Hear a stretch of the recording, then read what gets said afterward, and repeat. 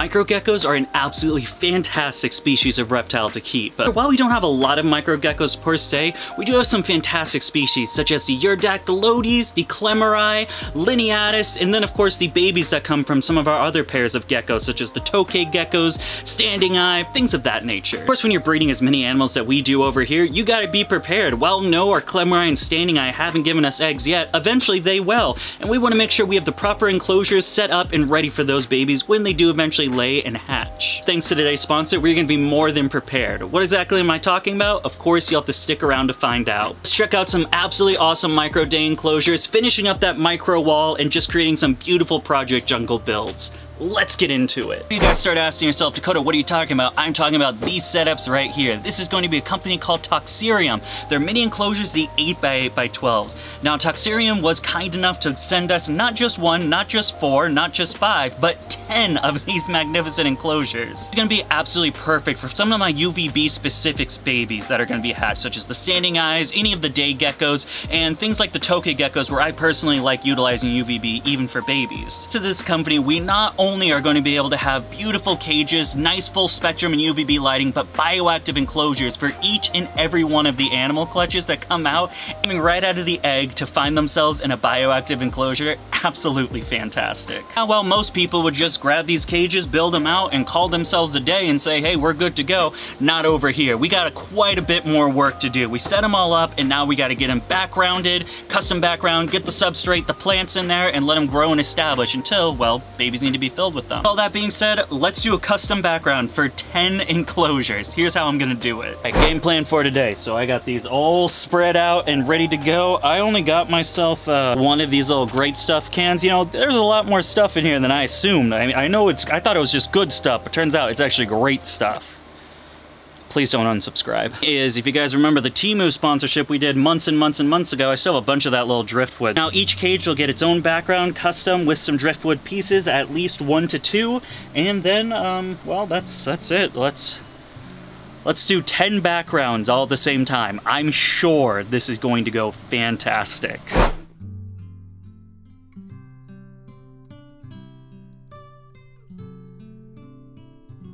Alrighty, so we were able to do 6.5. I tried my best to get as much as I could, trying to get that 7th background, but unfortunately, it's not going to go. Once that cures, I'm going to have to scrape it out. We'll have to get another can to finish those 4. However, 6 cages for 1 can of that great stuff, that's pretty damn good. So I'll see you guys in 24 to 48 hours when this fully cures, and we can move on to the next step. Until... boom, boom, boom, kaboom. Kablammy! Boom sabloom! We have these setups looking absolutely fantastic with their custom backgrounds. It's time to move on to the next step. That now brings us over here to the micro gecko wall, or shelf, or well, what's supposed to be it. Now it already is looking great with 4 of these enclosures all right here, and then we got one little black one down there. However, we do have some filler stuff, a bin of superworms, some old acrylic cages, and then just some cages that just don't need to be here. So let's do a little 1, 2, 3, move all this stuff and get this shelf looking absolutely fantastic, just with a little bit of... to boom! Magic. I can't remember what the last cut I said. Already looking 1,000 times better. You got all this nice slick design from the first row to basically the 3rd row. We're missing one, but Frankfurt's there and we can't move Frankfurt. He has to stay in his beautiful enclosure. We take this one step further and start setting up all of these enclosures to make them look as beautiful as the 2nd row right here.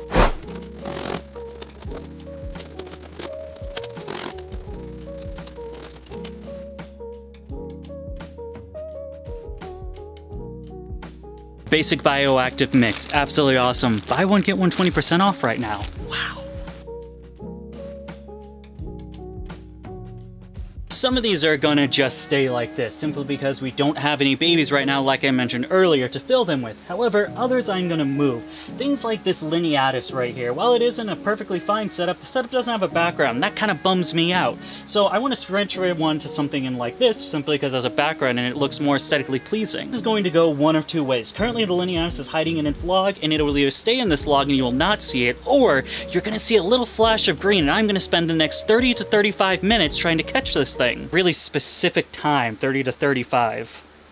Let's hope for the former. Oh my god, he's not in the log, he's not in the log! I got so scared there. So my life flashed before my eyes. The next 30 to 35 minutes of my life Go into the log. Come on now. In the log. Yeah. All the way, boy. Alright, they ran out.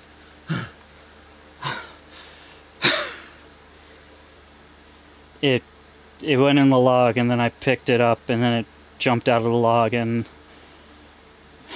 here comes 35 minutes. Made Casey come help me. We got him. Little shit.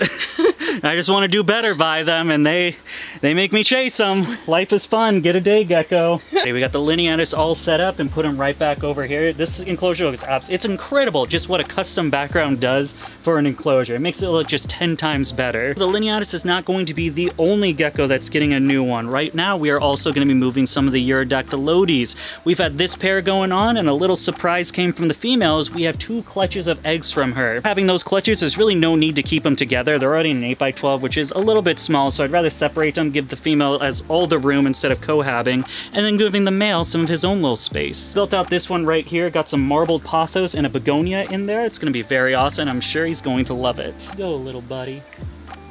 Some of the contenders that are going to be moving are going to be the Clemmerite, the neon day gecko. Now, unfortunately, some moron tried to clean the plexiglass using a razor blade, thinking it works the same way as regular glass. I mean, who actually does that? We have one, in my opinion, one of the more beautiful species of geckos that we're keeping over here. We want a nice, clear viewing window. So we'll move this over to here and give this to some unlucky other gecko that's not them. After wrangling the lineatus, I have learned my lesson. We are actually going to be moving these guys over to that 4x2 to transfer them over, just in case anything goes wrong. Some are definitely a lot more docile than the lineatus, but again, I don't want to spend another 35 minutes chasing a gecko. It's not worth it. Alrighty, before we continue on with today's video, I just want to give a huge shout out to today's sponsor, Toxerium. Toxerium is exactly what we are looking at today, the amazing micro gecko enclosures, or micro mini, the small builds that we're looking at today. Toxerium does a magnitude of different enclosure sizes. I don't have any personal experience with them, but what I do have is the mini enclosures.